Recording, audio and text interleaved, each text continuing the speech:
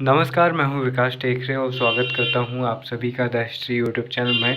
पिछले वीडियो और इस वीडियो के बीच में काफ़ी अंतराल रहा है और पिछले काफ़ी लंबे समय से मैं वीडियोस अपलोड नहीं कर पाया हूं।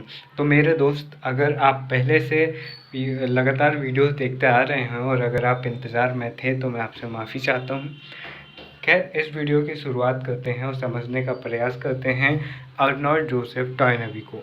ये सीरीज़ चल रही है नेट जेआरएफ हिस्ट्री के तैयारियों के सिलसिले में और इस वीडियो में हम जानेंगे अर्नोल्ड जोसेफ टॉयनबी को। 1889 से 1975 तक काफ़ी लंबा समय इन्होंने जिया और ये ब्रिटिश इतिहासकार थे। और जब हम इतिहास पढ़ते हैं तो एक बात आपको ध्यान रखनी चाहिए, अगर आप अभी पीजी लेवल में हैं या फिर आपने अपना पोस्ट ग्रेजुएशन कंप्लीट कर लिया है, तो आपको एक बात ध्यान रखनी चाहिए कि जब हम बीए लेवल में या स्कूल टाइम में चीज़ें पढ़ते हैं, इतिहास पढ़ते हैं, तो बस हम चीज़ों को एक घटना के तौर पर याद करते हैं और फैक्चुअल चीज़ें हम याद कर लेते हैं और परीक्षा में सवाल का उत्तर चिपका के आ जाते हैं और हमारा काम वहीं पर ख़त्म हो जाता है। लेकिन जब आप पीजी लेवल पर आ जाते हैं, जब आप एमए वगैरह करने लगते हैं, यूजीसी नेट जैसे बड़े एग्ज़ाम की तैयारी करने लगते हैं, तो आपके सामने सिर्फ ये नहीं होता कि आपको चीज़ें याद करनी है या फिर आपको चीज़ें लिखनी है। आपके सामने ये होता है कि एक इतिहासकार के दृष्टिकोण से आपको चीज़ों को परखना होता है।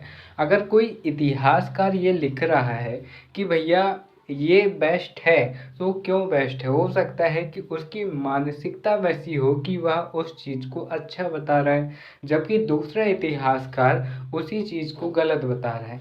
तो यहाँ पर इतिहासकार की क्या सोच है, इतिहास को उसने कैसे लिखा, उसका दृष्टिकोण समझना भी आपका यहाँ पर से काम शुरू हो जाता है।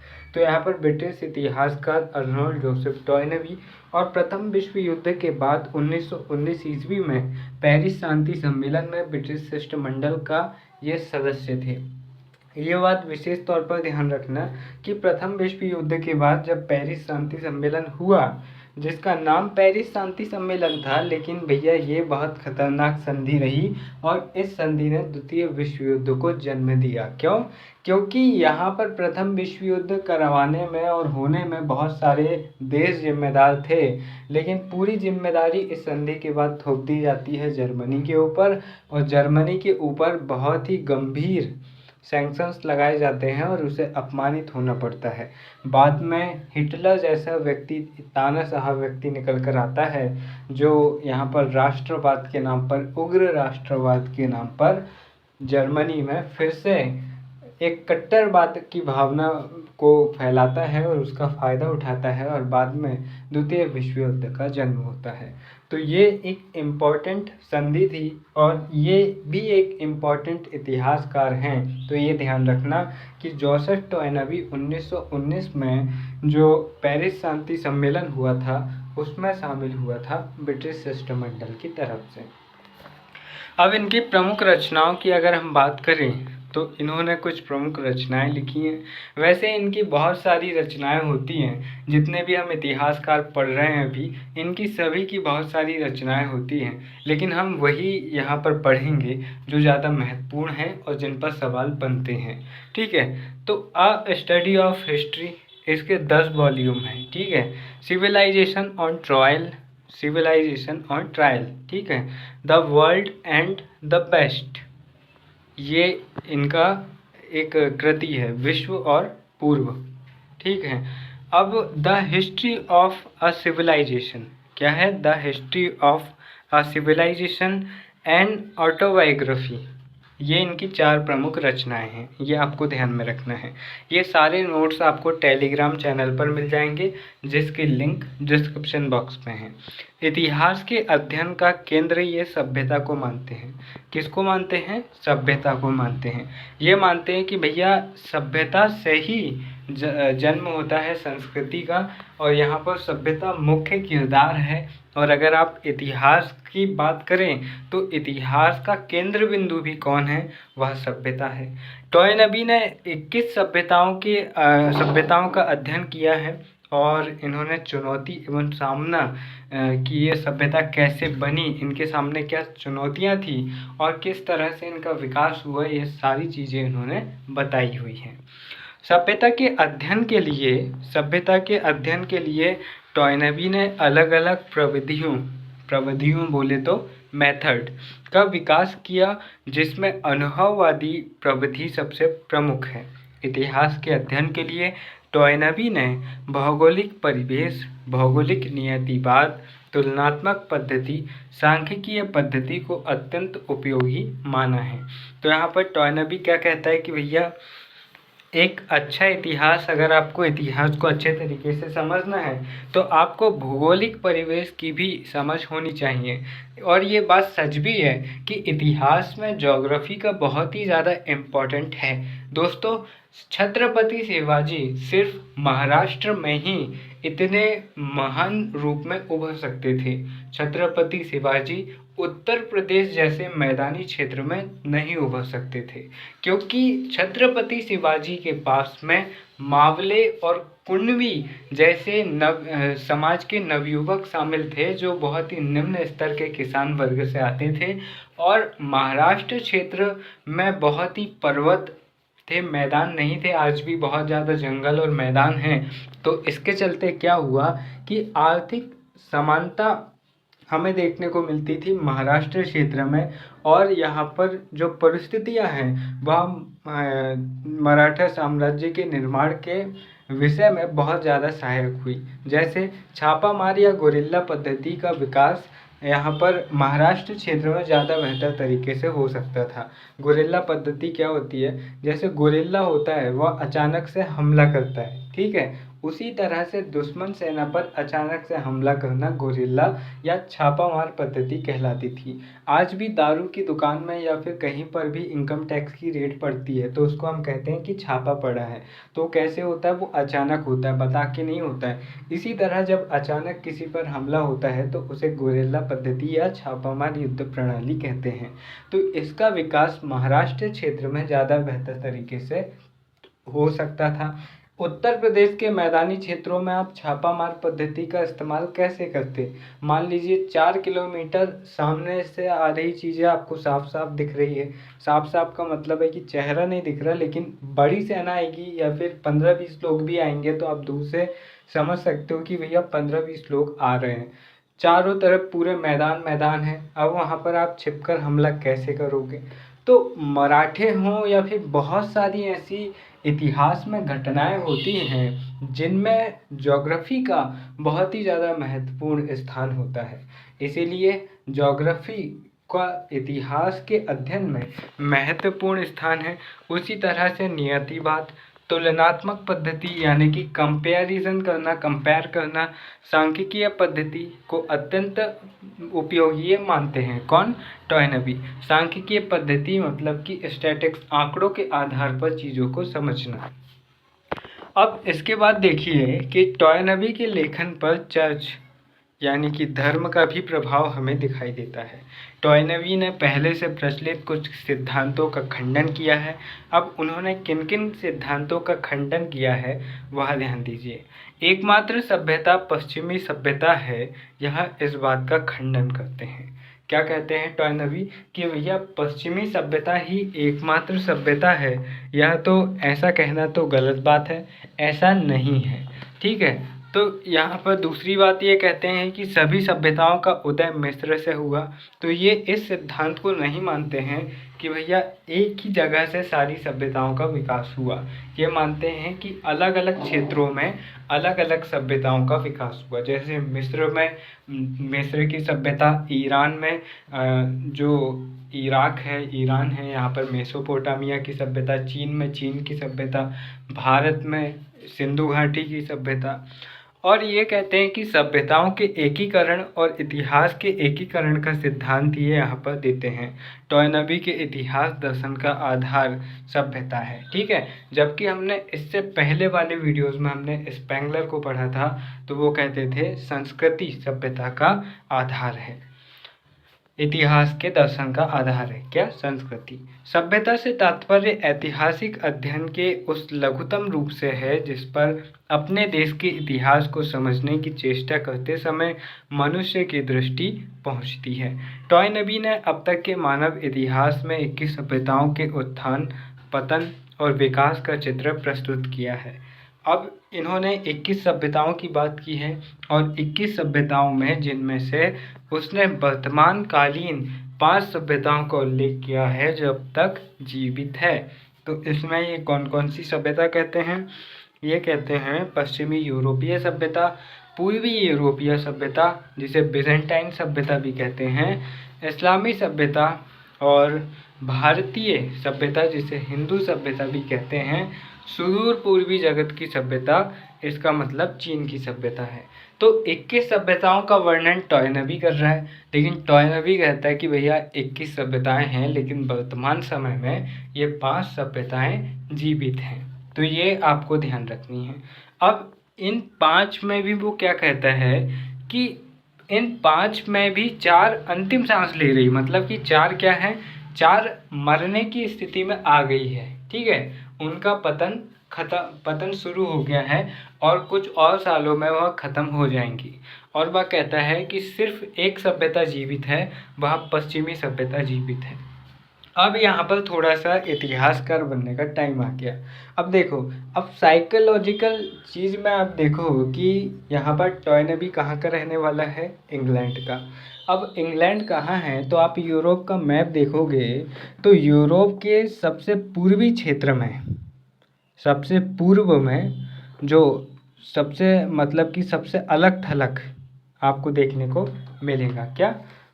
ये पश्चिमी सभ्यता। ठीक है, तो ये जो इंग्लैंड है, सॉरी मैं अभी पूर्व कह रहा था, तो ये जब आप मैप देखोगे ना तो मैप में यूरोप के सबसे पूर्व में आपको दिखेगा यूके, फ्रांस के जस्ट ऊपर। ठीक है, संयुक्त राज्य। तो जो यूनाइटेड स्टेट है ये निवासी थे ब्रिटेन के, और ब्रिटेन यूरोप के सबसे पश्चिम में आता है। तो यहाँ पर ये भाई साहब क्या कहते हैं कि भैया पश्चिम की जो यूरोपीय सभ्यता है वह सबसे ज़्यादा जीवित है। तो ये स्वाभाविक सी बात है, ये ऐसे क्यों कह रहे हैं? क्योंकि ये खुद पश्चिमी यूरोप से संबंधित रख रहे हैं। तो कोई भी इतिहासकार ये थोड़ा कहेगा भाई कि सिंधु घाटी की सभ्यता सबसे खराब सभ्यता थी, सबसे रद्दी सभ्यता थी। ये सब मैं कह रहा हूँ, ऐसा बिल्कुल नहीं था। मैं सब एग्जाम्पल से समझा रहा हूँ आपको कि कोई भी व्यक्ति नहीं चाहता कि उसका इतिहास एक निम्न कोटि का इतिहास माना जाए। कोई भी चाहेगा, जैसे आप भी किसी को अपने बारे में बताते होंगे तो बहुत कम ऐसे लोग होते हैं जो अपनी कमियां भी दूसरों को बताते हैं, वरना बहुत सारे लोग अपने बारे में एक से एक फेंका फाकी बताते रहते हैं। और बहुत सारी चीज़ें तो ऐसी होते हैं जो खुद भी ऐड कर देते हैं। भैया मैं 4 बजे उठता हूँ, 40 किलोमीटर दौड़ने जाता हूँ और फिर दौड़ने के बाद मैं 4 घंटे फिर जिम करता हूँ। कोई यकीन करे या ना करे, बस बताएंगे हम फेंकेंगे ताकि ये सामने वाला फ्लैट हो जाए और बोले कि भैया माफ़ कर दो, तुम्हें हमारे गुरु हो। तो इसी तरह से यहाँ पर इतिहासकार में भी, क्योंकि इतिहासकार या राइटर भी एक इंसान ही है और इंसान की जो प्रवृत्ति है वह रहती है, चाहे वह इंसान डॉक्टर हो, इंजीनियर हो, उसका पेशा कोई भी हो, उसके अंदर के गुण नहीं जाते हैं। तो यहाँ पर उसी तरह की बातें यहाँ पर टॉयनबी करते हैं। टॉयनबी कहते हैं कि पश्चिमी सभ्यता ही यहाँ पर जीवित सभ्यता है, क्योंकि खुद ये पश्चिमी क्षेत्र से संबंध रखते हैं। अब टॉयनबी ने 3 सभ्यताओं को अधिक स्पष्ट किया है। कौन सी? भारतीय सभ्यता जो कि धर्म प्रधान है, यूनानी इस्लामी सभ्यता जो कि रस प्रधान है, और पश्चिमी यूरोपीय सभ्यता जो कि विज्ञान एवं यंत्र प्रधान है। ठीक है, तो ये ध्यान रखना, भारतीय सभ्यता में धर्म का ज़्यादा महत्व है, यूनानी सभ्यता में रस का ज़्यादा महत्व है। ठीक है, प्यार मोहब्बत वाली चीज़ें, रोमांटिसिज्म ज़्यादा है यूनानी सभ्यता में, और पश्चिमी यूरोपीय सभ्यता में विज्ञान एवं यंत्र का ज़्यादा महत्व है। अब यहाँ पर देखिए कि टॉयनबी ने 21 सभ्यताओं में भारतीय और चीनी सभ्यता को स्वयंभू माना है। स्वयंभू का मतलब होता है कि ये सभ्यता किसी और सभ्यता के जरिए विकसित नहीं हुई है। ठीक है, ये सभ्यता स्वयं उत्पन्न हुई है। जैसे कहते हैं कि भगवान शिव के माता पिता नहीं हैं। क्यों? क्योंकि भगवान शिव तो मतलब कि उनका जन्म ही नहीं है, अजन्म है। मतलब कि वो उनका जन्म ही नहीं हुआ, वो स्वयं प्रकट हुए या फिर उन्होंने ही पूरी सृष्टि को बनाई है। तो ऐसा ब्रह्मा विष्णु महेश इनके बारे में कहा जाता है कि भाई, और इनमें सबसे ज़्यादा प्रमुख शिव जी को माना जाता है, विष्णु जी को माना जाता है। कहते हैं कि ये जो ईश्वर हैं इनका जन्म नहीं हुआ, ये खुद प्रकट हुए और फिर इन्होंने पूरी सृष्टि को बनाई। ये सिर्फ समझाने के लिए मैं यहाँ पर माइथोलॉजी की बातें ला रहा हूँ कि भैया जैसे हमारे भगवान खुद प्रकट हुए, ये इनके पीछे किसी का हाथ नहीं है, उसी तरह हमारी जो सभ्यताएं हैं उनके पीछे भी किसी का हाथ नहीं है। चीन की सभ्यता और भारत की सिंधु घाटी सभ्यता ये स्वयं से उत्पन्न हुई है। ठीक है, तो टॉयनबी यहाँ पर ये कहते हैं। और बाकी की जो सभ्यताएं हैं वे सभ्यताएं किसी और सभ्यताओं के प्रभाव से उत्पन्न हुई है। एग्जाम्पल के तौर पर आप समझ लो कि मिस्र के लोग भारत आते हैं और फिर भारत में ही वह अपनी बस्तियां बसाते हैं और फिर वह बस्तियां आगे चलकर एक शहर बनती है, एक राज्य बनती है और फिर एक संस्कृति बन जाती है। लेकिन भारत में ऐसा नहीं हुआ। भारत से ही सिंधु घाटी सभ्यता का जन्म हुआ। लेकिन यूरोप की सभ्यता की बात करें, यूनान की सभ्यता की बात करें, पश्चिमी पूर्वी यूरोप की सभ्यताओं की बात करें तो उन सभ्यताओं का जन्म स्वयं से नहीं हुआ है। तो ये बात आप ध्यान रखना। मैं बार बार इन चीज़ों को रिपीट इसलिए कर रहा हूँ, एक बार बोल के निकल सकते हैं लेकिन बार बार रिपीट इसलिए कर रहा हूँ कि हो सकता है कि सुनने में आपके दिमाग में ये चीज़ें बैठ जाएं। क्योंकि इस तरह के सवाल सामने जब आते हैं ना तो समझ में ऐसा लगता है कि भाई ये मैंने कभी ज़िंदगी में पढ़ा ही नहीं। ठीक है, इस तरह से क्वेश्चन सेट किया जाता है कि भैया मैंने ये कभी पढ़ा ही नहीं। और जैसे ही आप एग्ज़ाम देकर निकलते हो और जैसे ही आप घर पहुंचते हो और अगर आपने ईमानदारी से पेपर दिया, कोई भी जब ईमानदारी से पेपर देता है तो वह ज़रूर चेक करने का प्रयास करता है कि भाई मेरा पेपर कैसा गया। आंसर की आने से पहले भी उसके मन में ये बेचैनी खाई जाती है कि भाई क्या होगा क्या होगा। तो जब आप चेक करोगे ना तो आपको पता लगेगा कि भाई ये तो मैंने पढ़ के गया था, 10 बार पढ़ा लेकिन वहाँ पर समझ में नहीं आया। तो इसीलिए बार बार रिवीजन करते रहो, शब्दों पर ध्यान रखो, चीज़ों को समझो। एक शब्द भी आपने पूरे क्वेश्चन में पकड़ लिया तो आप सवाल को हल कर सकते हो। ठीक है, तो पर्यावरण न अधिक आरामदायक जिससे सुस्ती और निकम्मापन बढ़े। ठीक है, और ना ही पर्यावरण इतना विरोधी हो जो विकास की ही प्रक्रिया को समाप्त कर दे। तो यहाँ पर टॉयनबी कहते हैं, टॉयनबी जो सभ्यता की उत्पत्ति की बात करते हैं, उत्पत्ति का सिद्धांत देते हैं, इसमें टॉयनबी सभ्यता का उदय दो परिस्थितियों के विलय से होता है। ठीक है, कौन सी दो परिस्थितियों के विलय से? कि भैया पर्यावरण न अधिक आरामदायक हो जिससे सुस्ती और निकम्मापन बढ़े और ना ही पर्यावरण इतना विरोधी हो जो विकास की ही प्रक्रिया को समाप्त कर दे। तो यानी कि पर्यावरण जो एटमॉस्फेयर है वो भी साथ देना चाहिए ताकि वहाँ पर सभ्यता का जन्म हो सके। यही कारण है कि हम देखते हैं कि नदियों के किनारे ही सभ्यता का जन्म हुआ। ज़्यादातर दुनिया की बड़ी बड़ी सभ्यताएं, चाहे सिंधु घाटी सभ्यता हो, चीन की सभ्यता हो, यूरोप की सभ्यता हो, मिस्र की सभ्यता हो, ये सारी सभ्यताएं नदियों के किनारे विकसित हुई। और भी आगे अगर आप सोचो तो भारत के बड़े बड़े शहर भी नदियों के किनारे स्थित है। भोपाल की बात करें तो भोपाल नदियों के किनारे नहीं है लेकिन भोपाल में लेक है। उसी तरह हम बात करें जयपुर, उसी तरह हम बात करें भैया हमारा प्रयागराज, वाराणसी, उसी तरह हम बात करें क्या बोलते हैं भैया आगरा की, उसी तरह बहुत सारे जितनी भी कोलकाता हो, मुंबई हो, ये सारे जो बड़े शहर हैं ये पानी के सोर्सेस के पास बसे हुए हैं। इसी तरह प्राचीन काल में भी जो लोग थे जिन्होंने बस्तियां बसाई, जिन्होंने सभ्यता बसाई, वो ये ध्यान देते थे कि भैया पर्यावरण रिसोर्सेस जो पर्यावरण के संसाधन हैं वो किन क्षेत्रों में ज़्यादा से ज़्यादा प्राप्त हो सकते हैं। आप आज के समय में भी अगर आप घर बनाने की सोचो या फिर कहीं पर रहने की सोचो तो आप ये ज़रूर देखोगे कि भाई वहाँ पर सुविधा है क्या नहीं, वहाँ से मार्केट कितनी दूर है, वहाँ से रेलवे स्टेशन कितनी दूर है, बच्चों का स्कूल कितनी दूर है, सुविधाएं कितनी सहज आपको मिल जा रही हैं। तो आज के समय पर आप इस नज़रिए से देखते हो। आज से कई हज़ार साल पहले जब लोग बस्तियां बसाते थे तो ये देखते थे कि भाई पानी यहाँ पर जल्दी से मिल जाएगा क्या नहीं, यहाँ पर जानवर का मांस जल्दी से मिल जाएगा क्या नहीं, यहाँ पर खेती जल्दी से हो जाएगी क्या नहीं।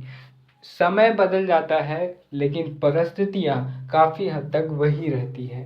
ठीक है, तो यहाँ पर ये चीज़ आपको ध्यान रखना है। तो पर्यावरण पहले भी इम्पोर्टेंट था और अब भी इम्पोर्टेंट है। तो टॉयनबी के अनुसार सभ्यता का निर्माण चुनौती और सामना की अवधारणा के अनुरूप होता है। सभी सभ्यताएं चुनौतियों और उनका सफलतापूर्वक सामना करने के कारण ही उत्पन्न हुई है। चुनौती का सफल उत्तर देने की प्रवृत्ति ही विकास है। मतलब चुनौती को स्वीकार कीजिए और उसका टाटा बाय कर दीजिए, तो यहाँ पर जो आपका विकास क्रम बढ़ जाएगा। तो भैया कड़ी मेहनत से पढ़ाई करो, लगन से पढ़ाई करो और एग्ज़ाम को निकाल के चुनौती को स्वीकार करो और एग्ज़ाम को निकालो और अपने विकास क्रम में आगे बढ़ो। तो यहाँ पर देखिए टॉयनबी के अनुसार सभ्यता तभी विकसित होती है जब सक्रिय अल्पसंख्यक वर्ग निरंतर आने वाली चुनौतियों का सफल उत्तर देता है। इस प्रकार टॉयनबी ने सभ्यता के विकास के लिए क्रियाशील अल्पमत यानी कि सक्रिय अल्पसंख्यक वर्ग को आवश्यक माना है कि भैया सक्रिय जनसंख्या होनी चाहिए तब विकास होगा। सुस्त और आलसी जनसंख्या विकास नहीं कर सकती। हम देखते हैं कि बहुत सारे ऐसे देश हैं, मलेशिया हुआ, सिंगापुर हुआ, सऊदी अरेबिया हुआ, आज से 50-60 साल पहले इनकी जो हालत थी वो उस समय के भारत से कई गुना पिछड़ी हुई थी और आज देखो तो वो आज के भारत से कई गुना आगे पहुंच चुके हैं। तो यहाँ पर ये मायने नहीं रखता है कि भैया पॉलिटिशियन कितना प्रयास कर रहे हैं, वो ज़रूरी है, लेकिन सिर्फ पॉलिटिशियन के प्रयास से, सिर्फ अच्छी योजना बनाने से विकास नहीं हो जाता। विकास होता है जनता की सक्रियता से। जब तक जनता सक्रिय नहीं होती है तब तक बदलाव नहीं होता। इसलिए टॉयनबी कहते हैं कि भैया अगर आपको सभ्यता का विकास करना है, सभ्यता कितनी बेहतर है इस बात का इससे पता चलता है कि वहाँ पर कितने ज़्यादा सक्रिय लोग आपको देखने को मिलेंगे। जैसे हमें सिंधु घाटी सभ्यता में बहुत सारे अलग अलग प्रकार के शिल्प, अलग अलग प्रकार के कारीगर, अलग अलग प्रकार की कलाएं देखने को मिलती है। इसका मतलब है कि सिंधु घाटी सभ्यता के लोग, ज़्यादातर लोग सक्रिय थे, इसीलिए सिंधु घाटी सभ्यता दुनिया की सबसे बेहतरीन सभ्यताओं में गिनी जाती है। तो आप जितने सक्रिय रहोगे आपका विकास उतना ही तेज होगा। ये तो सीधी साबित बात है ना। तो यहाँ पर जिसे टॉयनबी ने बर्गसन कहा है, क्या कहा है, एलन बीटल बर्गसन कहा है टॉयनबी ने। टॉयनबी भौगोलिक विस्तार, सैनिक राजनीतिक शक्ति के विकास अथवा वैज्ञानिक तकनीकी उपलब्धियों को सभ्यता का विकास नहीं मानता, बल्कि वे विकास को आंतरिक प्रक्रिया मानते हुए सभ्यता के अपने पृथक परिवेश का जिक्र करते हैं, जिसमें सभ्यता अपनी चुनौतियां और सभ्यता की अपनी चुनौतियां उत्पन्न होती हैं और सभ्यता उसका सफलतापूर्वक सामना करती है। टॉयनबी कहता है कि सिर्फ भौगोलिक यानी कि आपने राज्य को जीत लिया, आपका राज्य विस्तार हो गया, आपके पास में सेना बड़ी हो गई, आपकी राजनीतिक शक्ति बढ़ गई कि आपके सामने 10 लोग 10 देश के राष्ट्रपति से झुकाने लगे, तो ये करना सिर्फ ये एक सच्चा सांस्कृतिक विकास नहीं है। एक अच्छा जो विकास होगा, सांस्कृतिक विकास, वो ये है कि आपकी जो जनता है उसके परिवेश में कितना विकास हो रहा है, लोग चुनौतियां स्वीकार करके उन चुनौतियों को कितना पार पा रहे हैं। तो जितने ज़्यादा लोग सक्रिय होंगे, जितनी ज़्यादा चुनौतियों को स्वीकारेंगे और जितना ज़्यादा समाज आगे बढ़ेगा, संस्कृति का विकास भी उतना ही ज़्यादा होगा, सभ्यता का विकास भी उतना ही ज़्यादा यहाँ पर होगा। अब इसके बाद देखिए कि टॉयनबी के अनुसार किसी सभ्यता का विकास उसके स्वनिर्धारण की ओर बढ़ने से लगाया जाता है। टॉयनबी ने 3 सभ्यताओं को बंद सभ्यता कहा है, पोलिनेशियन, एस्किनो और नोमाड सभ्यता। ये सभ्यता पैदा तो हुई लेकिन इनका विकास नहीं हो पाया। अब इनका विकास क्यों नहीं हो पाया, तो ये स्वाभाविक सी बात है। हम पिछले पेज में ये जान चुके हैं कि एक अच्छी सभ्यता क्या है, जहाँ पर के ज़्यादातर लोग सक्रिय हैं। जिस सभ्यता के जितने ज़्यादा लोग सक्रिय होंगे वह सभ्यता उतनी ही ज़्यादा सफल मानी जाएगी। तो यहाँ पर क्या है, इन 3 सभ्यता के लोग सक्रिय नहीं रहे होंगे, इसलिए इन सभ्यताओं का विकास नहीं हो पाया और ये सभ्यताएं बंद सभ्यता कहलाई। अब टॉयनबी के अनुसार सभ्यता आंतरिक शक्तियों के कारण विघटित होती है। यह सभ्यता की आत्मघात स्थिति होती है। टॉयनबी के अनुसार सक्रिय अल्पसंख्यक मत में क्रियात्मक शक्ति का ह्रास होता है तो सभ्यता का पतन शुरू होता है। पतन की अवस्था में सभ्यता टूटन, विघटन एवं अवसान की उप अवस्था में रहती है। अब टॉयनबी पतन के 2 पक्ष मानते हैं, ठीक है। पहला जीर्णावस्था, यानी कि पतन की प्रवृत्तियां शुरू हो रही हैं, वो कारण पैदा हो रहे हैं जिनके कारण इस सभ्यता का पतन होगा। तो अभी शुरुआत हो रही है, इक्के दुक्के कारण निकल कर आ रहे हैं और जब ये कारण बढ़ जाएंगे, बहुत ही ज़्यादा अव्यवस्था हो जाएगी, तो वहाँ पतन की प्रवृत्तियां विकसित होंगी और वह सभ्यता पतन की ओर पूरी तरह धकेल दी जाएगी। उसे विकीर्ण अवस्था कहेंगे। क्या कहेंगे? विकीर्ण अवस्था। तो जीर्ण अवस्था एग्जाम्पल से आप समझ सकते हो कि भाई एक आदमी है जो अभी बीमार हुआ है, ठीक है। एक आदमी है जो अभी बीमार हुआ है, एग्जाम्पल के तौर पर उसे कैंसर हुआ है। किसी को ये बीमारी इतनी भयानक बीमारी हो, भगवान ऐसा ना करे, लेकिन एग्जाम्पल के तौर पर एक व्यक्ति को कैंसर की बीमारी हुई है, ठीक है। तो उसकी अवस्था क्या है? जीर्ण अवस्था, ठीक है। जीर्ण अवस्था है। अब वो चौथे स्टेज में आ गया है, मतलब अब बचने का चांसेस नहीं है, अब वो कुछ ही दिनों में ख़त्म हो जाएगा। उस अवस्था को क्या कहेंगे? उसको कहेंगे विकीर्ण अवस्था। अब जीर्ण अवस्था यानी कि शुरुआती चरण में जब वह रहेगा तो उसके बाद और भी ज़्यादा समस्याएं उत्पन्न होंगी और वह चौथे स्टेज में पहुंचेगा और वह पतन हो जाएगा। उस समय पर बहुत सारे प्रयास होंगे, जैसे उस व्यक्ति को बचाने के प्रयास होते हैं उसी तरह उस सभ्यता को बचाने के प्रयास भी लोग करेंगे। जैसे आज के समय में भी बहुत सारे रूढ़िवादी लोग आपको देखने को मिल जाएंगे जो कहेंगे कि भाई ससुर जी के सामने पूरा पल्लू ढाको, आपका चेहरा नहीं दिखना चाहिए। भाई आप घर में अगर आदमी खड़ा है तो आप कमरे से बाहर नहीं निकलोगे, अंदर ही रहोगे, ठीक है। मतलब बहुत सारी रूढ़िवादी परंपराएं जो चलती हैं आज के समय पर भी, बहुत सारे लोग कहते हैं कि ये सारी चीज़ें बहुत अच्छी है, लेकिन क्या पूरा समाज इन्हें मानता है? नहीं मानता। सीधे एग्जाम्पल से समझो ना आप, हम जो जी रहे हैं ये भी तो सभ्यता है।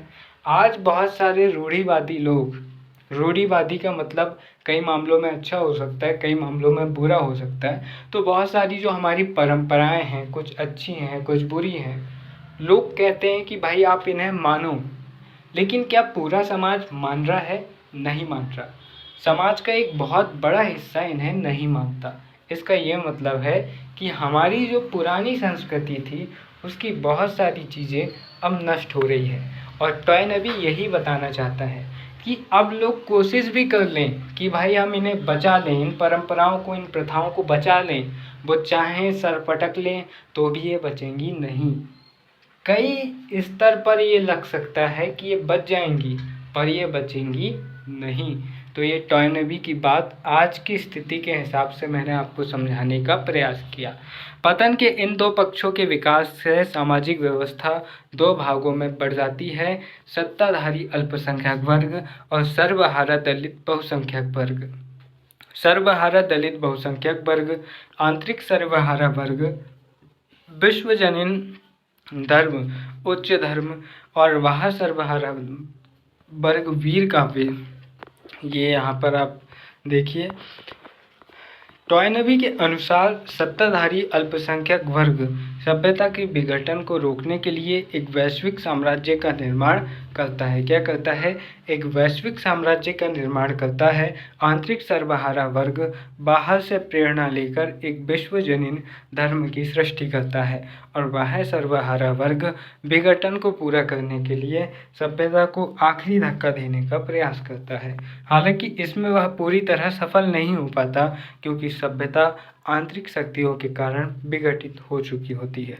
ये तीनों तत्व मिलकर नई सभ्यता की पृष्ठभूमि तैयार करते हैं। तो यही मैंने आपको समझाने का प्रयास किया कि जैसे आज के समय पर बहुत सारे लोग कहते हैं कि पुरानी परंपराओं, पुरानी मान्यताओं को हम बनाए रखते हैं, वो बहुत प्रयास करेंगे लेकिन वो उन्हें बचा नहीं पाएंगे और फिर भारत में एक नई सभ्यता का जन्म होगा।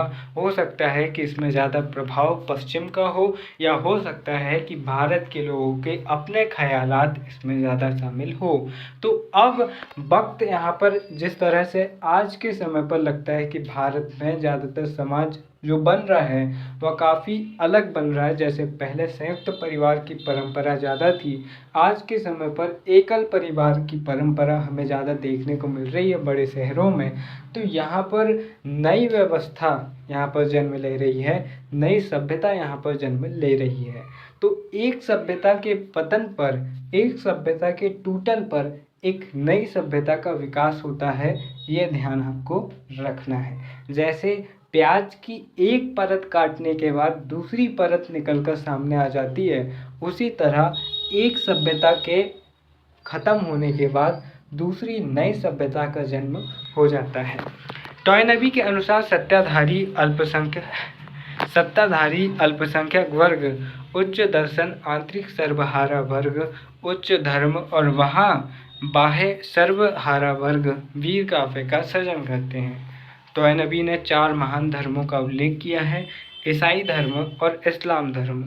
इनके बारे में ये कहते हैं कि ये बाह्य हैं, मतलब ये भौतिकता पर बल देते हैं।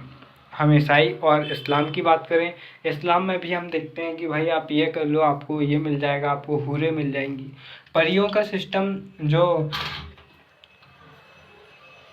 क्या कहते हैं, अप्सराओं का सिस्टम हिंदू धर्म में भी है, लेकिन इस्लाम में भौतिकता पर ज़्यादा बल है। ठीक है, यहाँ पर किसी धर्म की अच्छाई या बुराई की बात मैं नहीं कर रहा हूँ, यहाँ पर टॉयनबी के दृष्टिकोण से हम यहाँ पर बात कर रहे हैं। तो टॉयनबी कहता है कि भाई ईसाई और इस्लाम धर्म में भौतिकता पर ज़्यादा बल दिया जाता है, वहीं हिंदू और बौद्ध धर्म में आंतरिक ईश्वरीय साक्षात्कार पर बल ज़्यादा दिया जाता है। खास तौर पर बौद्ध धर्म में, बौद्ध धर्म का तो आपको पता ही होगा कि भाई आप बस अपने मन से शांति बरतो, शांति प्राप्त करने का प्रयास करो, मोक्ष प्राप्त करने का प्रयास करो। तो इस तरह की बात यहाँ पर ये कहते हैं। टॉयनबी ने धर्म के माध्यम से सभ्य समाज के पुनरुत्थान और पुराने समाज के विनाश के बाद नए समाज के उदय को रेखांकित किया। टॉयनबी ने यहूदी परंपरा पर आधारित विश्व की आशा का केंद्र नहीं माना, बल्कि भारतीय समन्वय पर आधारित हिंदू और बौद्ध धर्म में मानव समृद्धि एवं परिसरण की संभावना का दर्शन किया। इसको एक बार और पढ़ते हैं। टॉयनबी ने यहूदी परंपरा पर आधारित विश्व की आशा का केंद्र नहीं माना है, बल्कि भारतीय समन्वय पर आधारित हिंदू और बौद्ध धर्मों में मानव समृद्धि और परिश्रमण की संभावना का दर्शन किया है। तो यहाँ पर ये कहते हैं कि भाई भारतीय जो हिंदू और बौद्ध धर्म हैं, जहाँ पर मानव समृद्धि, भाईचारा और समन्वय की बात जो की जाती है, उस पर यहाँ पर टॉयनबी बल देता है और इसे अपने दर्शन का केंद्र भी मानते हैं। तो यहाँ पर ये एक महत्वपूर्ण टॉपिक था जहाँ पर हमने टॉयनबी को समझने का प्रयास किया। चूँकि काफ़ी लंबे समय से वीडियो ना बना पाने के कारण मैं अपनी रिदम वैसे ही नहीं बना पाया जैसे पिछली वीडियो में रही होगी, इसलिए अगर वीडियो को मैं सही तरीके से आपके सामने प्रेजेंट नहीं कर पाया तो मैं माफ़ी चाहता हूँ। और वीडियो के आखिर में बस इतना ही कहना चाहता हूँ कि हमेशा हमें अपने कर्म पर बल देना चाहिए।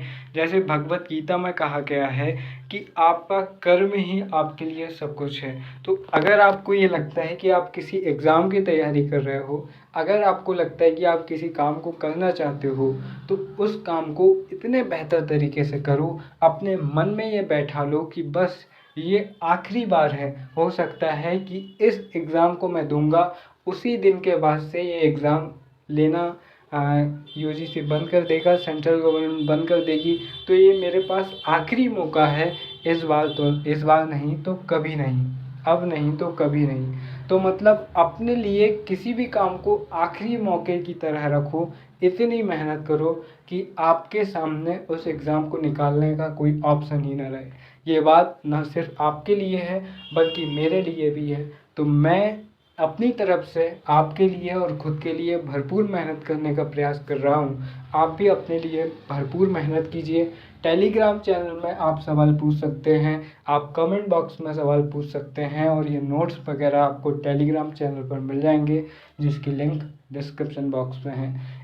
बहुत ही सरल स्वभाव से क्या कहने वाला था मैं, बहुत ही